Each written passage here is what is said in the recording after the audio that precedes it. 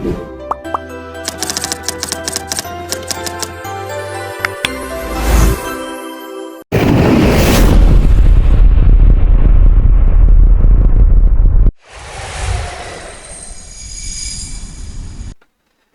हिंद दोस्तों, आज lecture number 6 जो नेशनल इनकम का पार्ट 6 है, जिसके पहले हम लोग ने features of national income, concepts of national income, circular flow of national income, methods to measure the national income के अंदर आउटपुट मेथड किया, इनकम मेथड किया।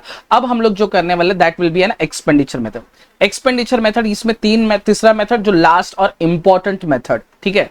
एक्सपेंडिचर ऐसा है क्या सर? ये एक्सपेंडिचर समझने के पहले, एक्सपेंडिचर होने के पहले हम लोग ने इनकम मेथड किया था। हाँ सर, इनकम जो है कमाने वाले 3 कैटेगरी के लोग होते हैं। एक होता है इंडिविजुअल, दूसरा होता है प्राइवेट सेक्टर, तीसरा होता है गवर्नमेंट। ये 3 तरह के लोग जब इनकम जनरेट करते हैं तो यही 3 तरह के लोग क्या करेंगे? एक्सपेंडिचर करेंगे। तो ये पहला इंडिविजुअल खर्चा जो करता है वो किस पे करेगा? कंजम्पशन गुड्स पे करेगा। प्राइवेट एंटरप्राइज है वो किस पे करेगा? कैपिटल गुड्स पे करेगा। और गवर्नमेंट एंटरप्राइज है वो किस पे करेगा? सोशल गुड्स पे करेगा, राइट। तो यहां पर एक्सपेंडिचर मेथड के थ्रू से हमको क्या फाइंड आउट करने का? नेशनल इनकम में ढूंढने का। अब ये है क्या? तो हम भी इसको भी पॉइंट वाइज ही करेंगे, ठीक है। Let's start with expenditure method. Point number 1, expenditure method is also known as outlay method. अब बोलेंगे सर आउटले, ये तो माइक्रो इकोनॉमिक में पढ़ा था। हाँ, माइक्रो इकोनॉमिक में हमने टोटल आउटले मेथड पढ़ा था। ये मैक्रो इकोनॉमिक में क्या है? Outlay method. तो इसमें कंफ्यूज मत हो जाना। वहां पे टोटल आउटले लिखा तो माइक्रो इकोनॉमिक का लिखना, और आउटले लिखा तो मैक्रो इकोनॉमिक का, नेशनल इनकम का लिखना, ठीक है। ये भी 4 मार्क का आंसर है, तो इसमें थोड़ा ध्यान से लिखना। पहला पॉइंट क्या लिखा आपने? Expenditure method is also known as क्या रहेगा? आउटले मेथड, ठीक है। देखो यहाँ पे तुमको बुक में भी दिखेगा, यहाँ पे क्या लिखा है इसको हम लोग कौन सा मेथड बोलेंगे? आउटले मेथड बोलेंगे। उसके बाद मैंने बोला ना, इनकम रिसीव्ड बाय 3 कैटेगरी के लोग रहेंगे, वैसे ही यही 3 कैटेगरी के लोग खर्चा भी करेंगे, बराबर। तो यहाँ पे क्या लिखा? Total expenditure incur by the society. और सोसाइटी में 3 कैटेगरी के लोग रहते हैं, इंडिविजुअल, प्राइवेट और गवर्नमेंट, राइट। तो यहां पर कितना भी खर्चा करेंगे ऑब्वियसली इन पर्टिकुलर ईयर, ये सब चीज को क्या करो? ऐड करो। हर जगह में तुम देखो आउटपुट मेथड भी रहेगा। Value of all final goods and services produced in the country during a particular year should be added. Income method में income payment received by the society should be added in a particular year. वैसे total expenditure done by the society should be added in a particular year. सब जगह में same ही statement रहेगा, ठीक है। उसके बाद अब मैंने बोला था इनकम का कैटेगरी, 2 कैटेगरी। इनकम जो खर्चा वो खर्चा 2 जगह में करते हैं। एक किस पे रहेगा? कंज्यूमर गुड्स पे रहेगा, और दूसरा कौन सा रहेगा? कैपिटल गुड्स पे रहेगा। एक कौन सा रहेगा? कंज्यूमर गुड्स, और दूसरा कौन सा रहेगा? Capital goods. अब देखो यहाँ पे तुमको है ना लिखा है ना, consumer either spend either on consumer goods रहेगा, और दूसरा कौन सा रहेगा? कैपिटल गुड्स में रहेगा। आइदर कौन सा रहेगा? कंज्यूमर गुड्स पे रहेगा या कैपिटल गुड्स पे रहेगा। वापस पहला पॉइंट क्या पड़ा? Expenditure method is also known as what? Outlay method. Second point यहां पे क्या रहेगा? टोटल एक्सपेंडिचर डन बाय कौन? Society in a particular year should be added. Second point होगा। Third point, income spend either on consumer goods और capital goods, ठीक है। मैंने एक चीज बताया तुम लोगों को है ना, हम लोग ने खर्चा करने वाले लोग कौन कौन होता है? इंडिविजुअल होता है, फर्म होता है, और कौन होता है? गवर्नमेंट होता है। फर्म बोलते हैं प्राइवेट सेक्टर, राइट। तो देखो यहां पे लिखा है नेशनल इनकम किसको बोलेंगे? Summing all the consumption expenditure, जो मैंने बोला इंडिविजुअल जो कंजम्पशन पे करता है। इन्वेस्टमेंट एक्सपेंडिचर इंडिविजुअल कौन करता है? फर्म करता है। By all the individual as well as by all the individual firm, बराबर। इंडिविजुअल और फर्म, इंडिविजुअल कंजम्पशन एक्सपेंडिचर करेगा, फर्म इन्वेस्टमेंट एक्सपेंडिचर करेगा, और third as well as government भी करेगा। तो ये जो होता है ड्यूरिंग अ ईयर, मतलब इंडिविजुअल, फर्म और गवर्नमेंट, ये तीनों लोग जो खर्चा करेंगे उसी को हम लोग क्या बोलेंगे? एक्सपेंडिचर मेथड बोलेंगे। अंडरस्टूड? तो ये तुम्हारा इंट्रोडक्शन होगा। तो इंट्रोडक्शन में पहला पॉइंट कौन सा इंट्रोडक्शन रहेगा? पहला, expenditure method is also known as outlay method. Second, total expenditure done by the society in a particular year should be added. Third point, income spend either on consumer goods और capital goods. Third, totalling all, summing all the consumption expenditure and investment expenditure done by core individual, that is consumer, firm, that is private sector, as well as government during a particular year. ये तुम्हारा क्या रहेगा? Introduction रहेगा। Hope so तुमको समझ में आ रहेगा। Expenditure करने वाले 3 ही कैटेगरी के लोग रहेंगे, ठीक है। अब इसके अंदर कुछ पॉइंट्स है वो हमको याद रखना पड़ेगा। अब ग्रॉस नेशनल प्रोडक्ट है, उसके अंदर सबसे पहला पॉइंट क्या लिखा है यहां पे, private final consumption expenditure. Sir word use किया प्राइवेट मतलब इंडिविजुअल, फाइनल मतलब फिनिश गुड्स, कंजम्पशन कौन करेगा, मैं करूंगा, बराबर ना। इसके लिए क्या बोला, प्राइवेट मतलब कौन रहेगा, इंडिविजुअल, फाइनल गुड्स ही हम लोग कंज्यूम करते हैं, राइट। इसके लिए इसको क्या बोला गया, प्राइवेट फाइनल कंजम्पशन एक्सपेंडिचर। अच्छा, जब इंडिविजुअल जब खर्चा करता है वो दो तरह का गुड्स पे खर्चा करता है, एक ड्यूरेबल गुड्स रहेगा और एक नॉन ड्यूरेबल गुड्स रहेगा। ड्यूरेबल गुड्स रहेगा वो लॉन्ग पीरियड ऑफ टाइम रहेगा, नॉन ड्यूरेबल गुड्स अभी कभी कंजम्पशन करना पड़ेगा। ड्यूरेबल गुड्स कौन सा रहेगा, टीवी रहेगा, कार रहेगा, रेफ्रिजरेटर रहेगा। और यहाँ पे नॉन ड्यूरेबल गुड्स क्या रहेगा, सर नॉन ड्यूरेबल गुड्स बोलो तो फूड रहेगा, जो वेजिटेबल रहेगा, ये सब नॉन ड्यूरेबल गुड्स रहेगा, समझ में आया। तो सिंपल, इंडिविजुअल जो खर्चा करेगा ये दो चीज पे करेगा, ड्यूरेबल गुड्स और नॉन ड्यूरेबल गुड्स, ठीक है। देखो यहां पे लिखा है private final consumption expenditure bye house hold on, कौन सा बोला, नॉन ड्यूरेबल गुड्स बोला, सच एज कौन सा बोला, food which we have to consume immediately, समझा। और दूसरा कौन सा रहेगा, एक्सपेंडिचर ऑन किस पे रहेगा, ड्यूरेबल गुड्स, सच एज कौन सा बोला, car, computer, television etcetera which are generally use for longer period of time. और एक लिखा है लोग ने एक्सपेंडिचर ऑन सर्विसेज जो रहेगा, like transport service, medical services, ये सब चीज भी इसके अंदर इंक्लूडेड रहेगा।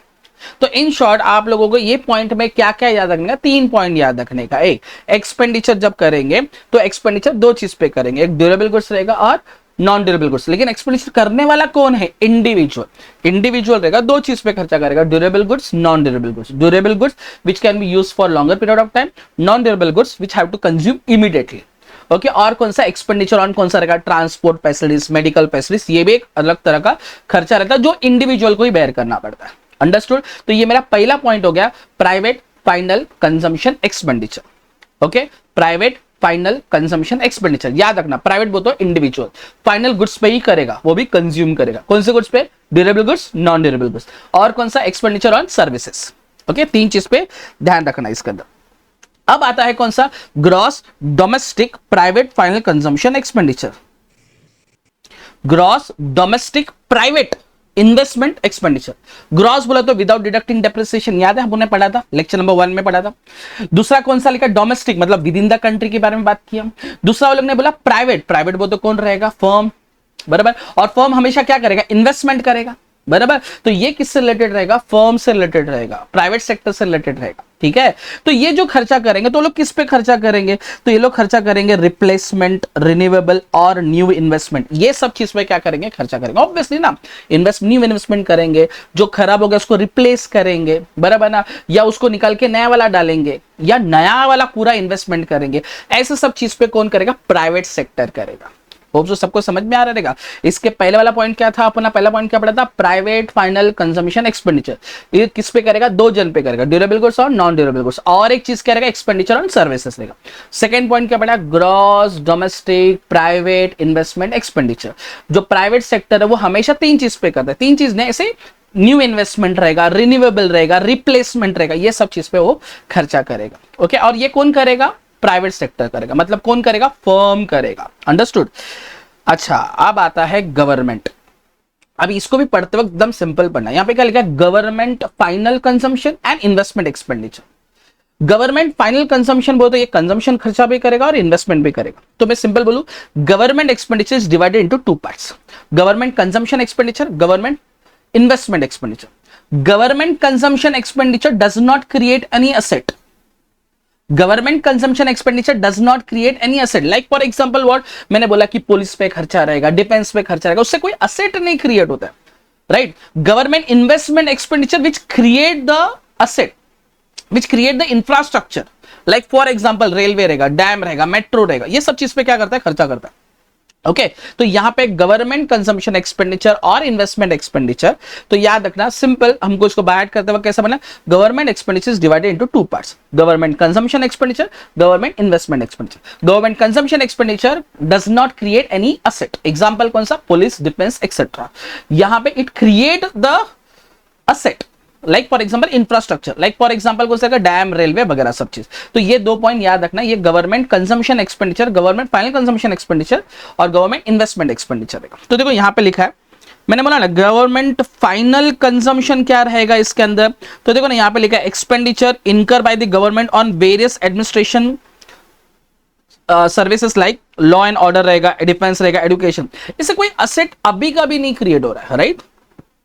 यहां पे government investment expenditure refers to expenditure incur by the government creating infrastructure facilities, कुछ से इंफ्रास्ट्रक्चर फैसिलिटीज क्रिएट हो रहा है, जैसे कि रोड रहेगा, रेलवे रहेगा, ब्रिजेस रहेगा, dam, canal, which can be used by the business sector for production of goods and services in an economic. In short, government consumption expenditure or government investment expenditure. Government consumption expenditure does not create asset. Government investment expenditure, it will create asset. Okay? ये याद रखना, जिससे infrastructure बनेगा। Okay तो अपने 3 point पढ़ा। पहला, एक बार हम लास्ट में तो पूरा का पूरा रिवाइज करने ही वाले हैं इसके अंदर। तो पहला पॉइंट तुम्हारा कौन सा रहेगा? Private final consumption expenditure. Second point क्या रहेगा? Gross domestic private investment expenditure. Third क्या रहेगा?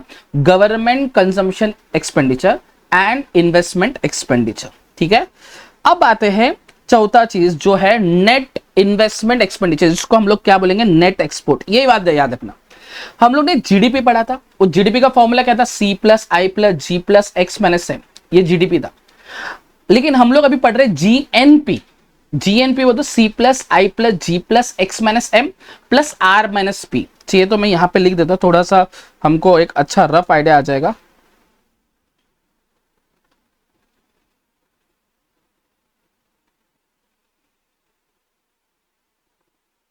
अगर मैं ऐसा लिखता हूं यहां पे ग्रॉस डोमेस्टिक प्रोडक्ट बोला तो ये C प्लस आई प्लस जी बराबर प्लस क्या रहेगा? एक्स माइनस एम, ये अपना जीडीपी आता है। देखो C stands for consumption expenditure, पहला प्राइवेट फाइनल कंजम्पशन एक्सपेंडिचर।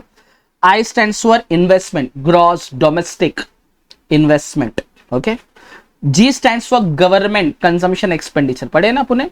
और यहां पे X माइनस एम है ना, इसी को हम लोग क्या बोलते हैं? नेट एक्सपोर्ट बोलते हैं। और ये जो नेट एक्सपोर्ट हमको कैसे मिला? Export minus import. तो simple, net export is a difference between export value and import value during a particular year. Understood?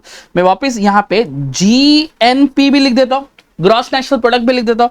तो वो क्या रहेगा? C plus I plus G plus X minus M plus क्या रहेगा? R minus P. यहां पर इसको अपन क्या बोले? नेट एक्सपोर्ट बोले। और यहां पर हम लोग ने क्या लेंगे? इसको नेट रिसिट भी बोल सकते हैं। इसको क्या बोलते हैं? इसको नेट रिसिट। अगर तुम लोग ने फर्स्ट लेक्चर पढ़ा रहेगा ना, तो मैंने बताया था रिसिट माइनस पेमेंट। रिसिट हमेशा किस में आता है? डॉलर में आता है। उसको हम लोग क्या बोलते हैं? Factor income from abroad, right. इसको हम लोग क्या बोलते हैं? Factor income from abroad. और इसको हम लोग क्या बोलेंगे? Factor income to abroad. मतलब इनका अगर डिफरेंसेस अगर मुझे मालूम पड़े, डिफरेंसेस मालूम पड़े, ये जो फैक्टर रिसिट को हम लोग क्या बोलते हैं? Factor income from abroad. और इसको हम लोग क्या बोलते हैं? Factor income to abroad. अगर ये डिफरेंसेस रहेगा तो इस डिफरेंसेस को हम लोग क्या बोलते हैं? Net factor income